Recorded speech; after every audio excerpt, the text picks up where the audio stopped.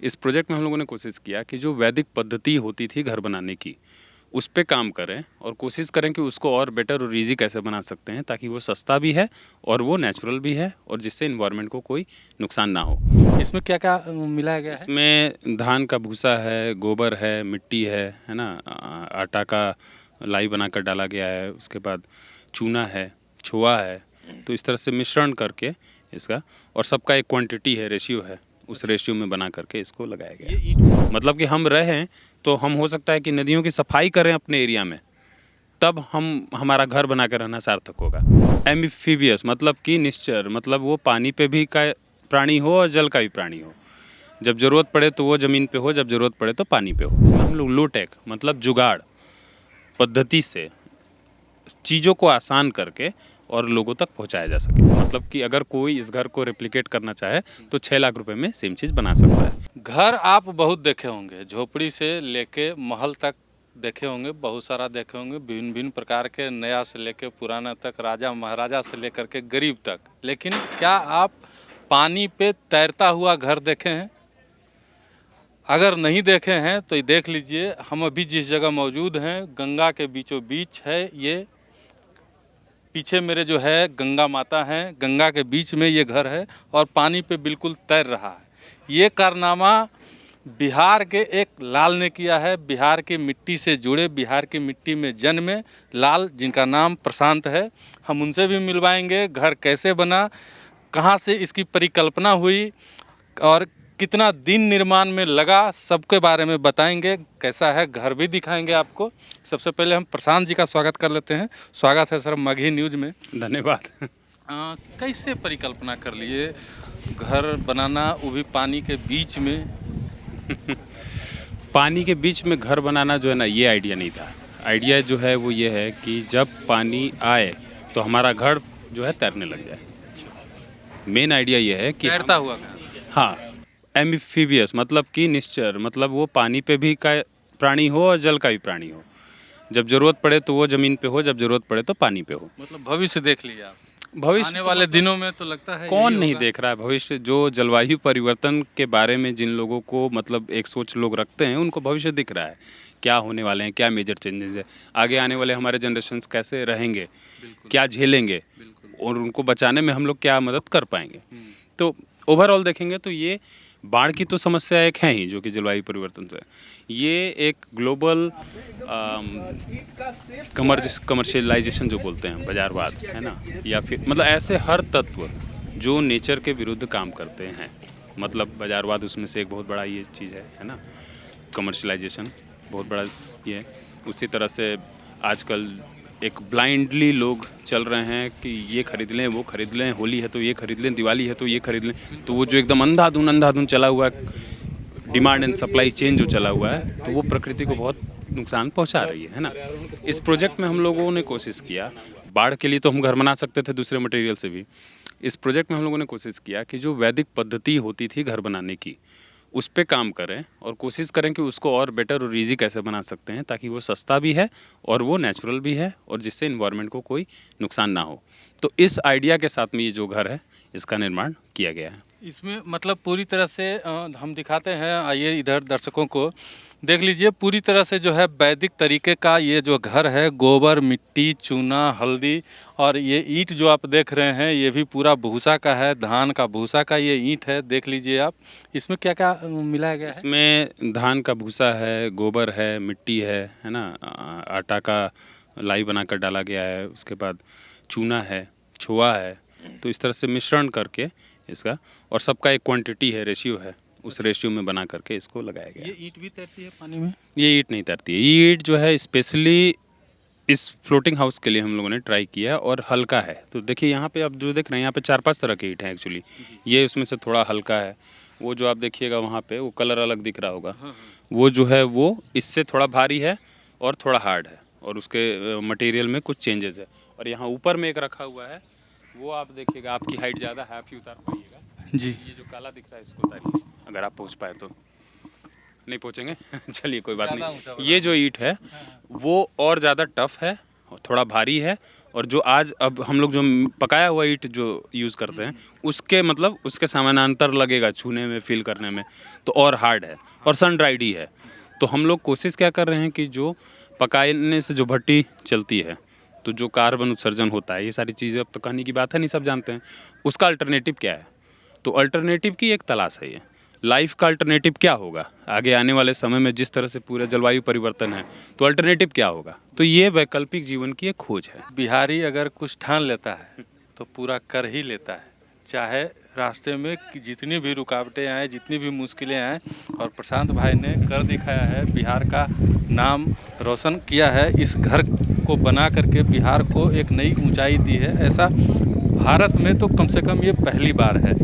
और चैलेंजिंग रहा होगा इनका ये सफ़र, कितना रहा होगा, कितनी मेहनत लगी होगी, इसका हम और आप अंदाज़ा भी नहीं लगा सकते हैं। तो बधाई एक बार घर के लिए आपको। और ये जो सफ़र है आपका, ये यहीं तक रुकेगा, आगे तक जाएगा? नहीं, ये अब हम लोग इसको चाहेंगे कि इसको यहाँ से लेकर के पटना जाए। उसके लिए पटना में गवर्नमेंट ऑफिस से हम लोग को देखना होगा क्या रिस्पॉन्ड है, कौन सी जगह मिलती है।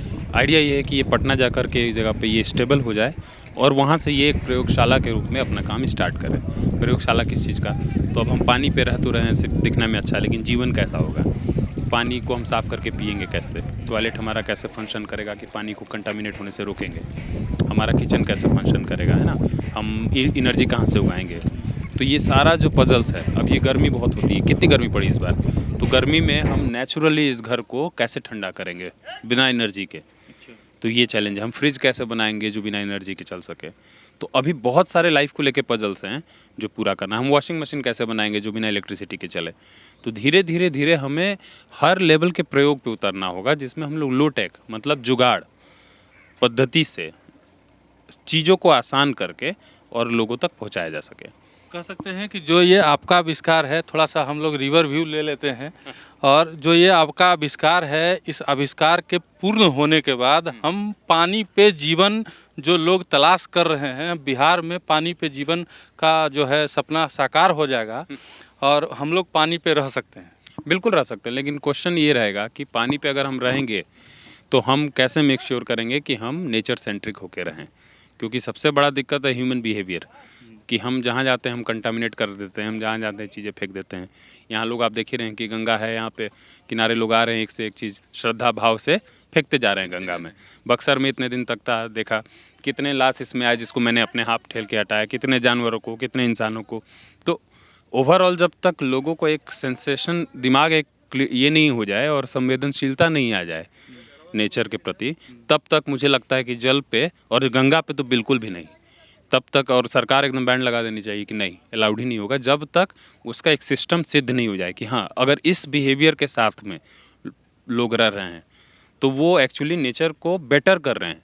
मतलब कि हम रहें तो हम हो सकता है कि नदियों की सफाई करें अपने एरिया में, तब हम हमारा घर बना कर रहना सार्थक होगा। हम रहें तो हमारे अगल बगल के जीव जंतु जो हैं और बेटर हो जाएं, गैंगेज डॉल्फिन जो है उनका नंबर इंक्रीज़ हो, नहीं तो फिर ह्यूमन इन्वेजन की ज़रूरत नहीं है। कितना लागत आया इस घर को बनाने में? ये टोटल जो है हम लोग को 6 लाख के बजट का डिज़ाइन दिख रहा है। मतलब कि अगर कोई इस घर को रेप्लिकेट करना चाहे तो 6 लाख रुपए में सेम चीज़ बना सकता है। बट टारगेट रहेगा कि अगले साल तक या अगले आने वाले 1-2 सालों में हम लोग 2 लाख के बजट का एक घर बना लें, जो उस बेल्ट के लिए खासकर डिज़ाइन हो, जो नॉर्दर्न बेल्ट है, मतलब हमारा जो कोसी और गंडक का बेल्ट है, जहाँ से पानी का बहाव ज़्यादा होता है। इस एरिया में बहाव कम है तो इसका डिज़ाइन अलग है।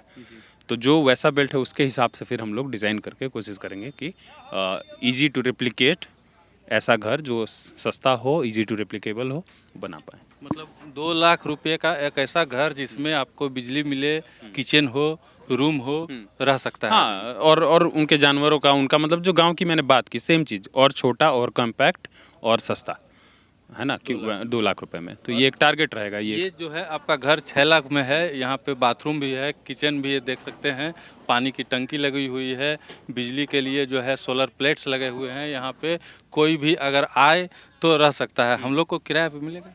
अभी तो ये तब तक नहीं मिलेगा जब तक सरकार हम लोगों को एक परमिशन दे दे कि हाँ ठीक है इसको आप यूज़ कीजिए सस्टेन करने के लिए, वो बात की बात है। पहला पूरा हम इससे पहले बात को आगे बढ़ाएं, बता दें दर्शकों को कि अगर आप यहाँ आना चाहते हैं, इस घर को देखना चाहते हैं, तो आरा से 20-25 किलोमीटर की दूरी पे ये कौन सा घाट है? मोहली घाट। मोहली घाट है। यहाँ आप आइए और गंगा के बीच में, हालांकि घर के पास तक आने में आपको बहुत रिस्क लेना पड़ सकता है, बीच गंगा में है, और हम लोग भी अभी रिस्क लेते हुए आए हैं, यहाँ तक पहुँचे हैं। राकेश भाई जो हमारे साथ में थे उनका तो हालत ख़राब हो गया आते आते, और उसके बाद देख लीजिए बिहारी भाषा में अगर कहें तो जिस तरह से अभी प्लॉट्स ज़मीन खरीदने के लिए मारामारी हो रहा है, भाई भाई में लड़ाई हो रहा है, उस तरह से पानी में भी जो है अपना प्लॉटिंग के लिए मारामारी करवा दीजिएगा आप। हम ना मारा मारी तो नहीं करवाएंगे, बल्कि हम उसके विरोध में रहेंगे। हम पानी पे प्लॉटिंग, सरकार से मेरा एक बहुत अपील रहेगा कि तब तक ये ना हो, तब तक बिजनेसेस पानी पे ना आए, जब तक उसका end to end solution define हो कि हम वेस्ट का क्या करेंगे। हम इको टूरिज़्म बनाते हैं तो टूरिज़्म में होने वाले जो वेस्ट हैं उसको हम कैसे मेक श्योर करेंगे कि हम पानी को कंटामिनेट होने से रोकें, और बल्कि हमारा प्रेजेंस पानी के लिए बेटर हो। अच्छा, इस प्रोजेक्ट में सरकार से कोई मदद मिला? अभी तक तो सरकार से इस तरह का कोई फंड्स के रूप में कोई मदद नहीं मिला है, लेकिन जो एक लॉजिस्टिकल सपोर्ट होता है कि हाँ यहाँ पे आप करिए इस प्रोजेक्ट को, यहाँ लाइए, ओपनिंग के दिन सर लोग थे, तो उस तरह से मतलब जो एक सपोर्ट हो सकता है किसी प्रोजेक्ट को करने के लिए वो मिला है। बट अभी ऐसा नहीं बोलेंगे कि एक इसको अडॉप्ट कर लिया गया है, और हो सकता है समय आगे तो बात पहुँचेगी, अभी तो इस पर काम करना बाकी है। अगर सरकार से मदद मिले तो जो जिस टूरिज्म की बात आप कर रहे हैं, इको टूरिज्म को बढ़ावा तो आप इस घर से दे ही रहे हैं ऑलरेडी। अगर सरकार आपकी मदद करे तो इसको बहुत दूर तक ले जाया जा सकता है। सरकार अगर मदद करे तो मैं तो जो कल्पना है वो तो मैं सामने रख ही रहा हूँ कि हम एक ऐसे गांव की कल्पना कर रहे हैं, एक ऐसा गांव जो आगे आने वाले सालों में जो प्रकृति के चेंजेस से होने वाली जो प्रॉब्लम्स होंगी, उस रिजिलियंस वर्ड जो है मैं उसका यूज़ करूँगा कि एक रिजिलियंस तैयार करना, लोगों के लाइवलीहुड में कम्युनिटी रिजिलियंस जो बोलते हैं वो तैयार करना। तो उसको करने के लिए हम लोगों को हर लेवल पे काम करना पड़ेगा, और वो बिना सरकार के नहीं होगा। मतलब उसके लिए एक बड़ी ज़मीन चाहिए होगी, बड़ा एरिया चाहिए होगा, इस तरह के कई यूनिट ऑफ घर होंगे, एक जगह सेंट्रलाइज। जैसे आज से 30 सालों में क्या क्या प्रॉब्लम होगी, खाना हो सकता है कि फूड के रिसोर्सेज की कमी हो, फ्यूल की कमी हो सकता है, पानी की हो सकता है कमी हो, है ना, उपज वैसा नहीं होगा जैसा आज होता है। तो हम कैसे एक बड़ी सभ्यता को बार्टर सिस्टम के साथ रख सके, कैसे आप टमाटर उगा लीजिए, हम आलू उगा लें और हम एक्सचेंज कर लें। हम एनर्जी का ठेका ले लिए कि 10 घरों को हम एनर्जी देंगे और कोई चीज़ का ठेका ले लिया। तो कैसे एक आत्मनिर्भर सेल्फ सस्टेनेबल कम्युनिटी काम करती है, उसकी परिकल्पना पे मैं काम कर रहा हूँ। तो वो एक लंबा चौड़ा प्रोजेक्ट है, उसका पहले स्टेज पे हम अभी खड़े हैं, है ना। चलिए, हम भी उम्मीद करेंगे और भगवान से ये मांगेंगे भी कि आपकी जो परिकल्पना है वो पूरी हो। दिल से दुआ है हमारी, और ज़्यादा समय नहीं लेंगे हम प्रशांत भाई का, चूँकि हम लोगों की विशेष आग्रह पे यहाँ तक पहुँचे थे अपना काम छोड़ करके। बाकी घर के बारे में, आपने घर देख लिया, घर के बारे में और प्रशांत जी के बारे में क्या सोचते हैं कमेंट बॉक्स में ज़रूर बताइएगा। और आप भी ये दुआ कीजिए कि प्रशांत जी की जो ये परिकल्पना है वो जल्द से जल्द पूरी हो, इनका आविष्कार जो है, जो इन्होंने सोचा है वो पूरा हो, ताकि भविष्य में जब ज़मीन की कमी पड़ जाए, किल्लत हो जाए, तो हमारा जो आने वाला भविष्य है, हमारा जो आने वाली पीढ़ियां होगी, वो पानी पे भी अपना घर बनाए, एक बढ़िया गांव आबाद हो, शहर भी आबाद हो। और बाद बाकी घर आपको कैसा लगा ज़रूर बताइएगा। धन्यवाद।